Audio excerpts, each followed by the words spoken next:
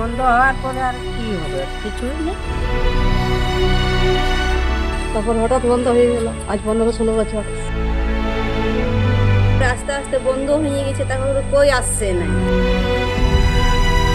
আমাদের এটাই অনুরোধ করা হয়েছে মুখ্যমন্ত্রীকে যেন হাসপাতালটা খোলা হোক। মমতা বন্দ্যোপাধ্যায় মুখ্যমন্ত্রী হওয়ার পর প্রতিশ্রুতি মিলেছিল শহর পুরুলিয়ার নামজাদা হোমিওপ্যাথিক হাসপাতাল ফের চালু হবে, কিন্তু সরকারি উদ্যোগে ইনডোর বিভাগের দরজা আজও খোলেনি।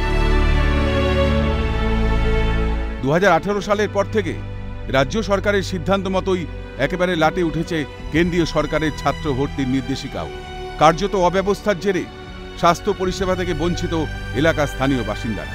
তারপর হঠাৎ বন্ধ হয়ে গেল, আজ 15-16 বছর। একই ভাব, আমরা একটু অসুবিধায় পড়ে আছি।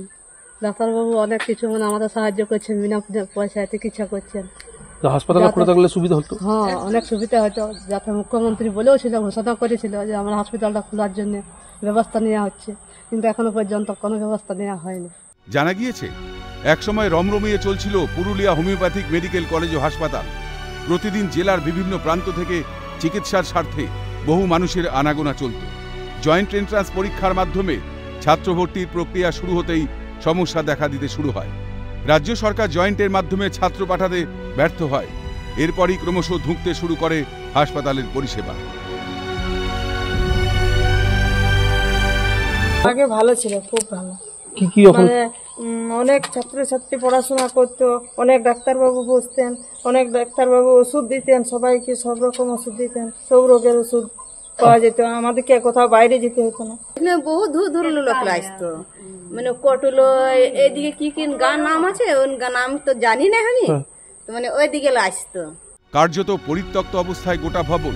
হোমিওপ্যাথিক কলেজ খোলাকে কেন্দ্র করে সেই বাম আমল থেকেই আন্দোলন সংগঠিত করেছে এলাকায়। তবে 12 বছর আগে দেওয়া মুখ্যমন্ত্রীর প্রতিশ্রুতি মাফিক কাজ হলো কই? তবে স্থানীয়দের কথা মাথায় রেখে পরিত্যক্ত ভবনের একটি ঘরে বিনা পয়সায় রোগীদের চিকিৎসা পরিষেবা দিতে এগিয়ে যান ডাক্তার মনীন্দ্রনাথ জানা।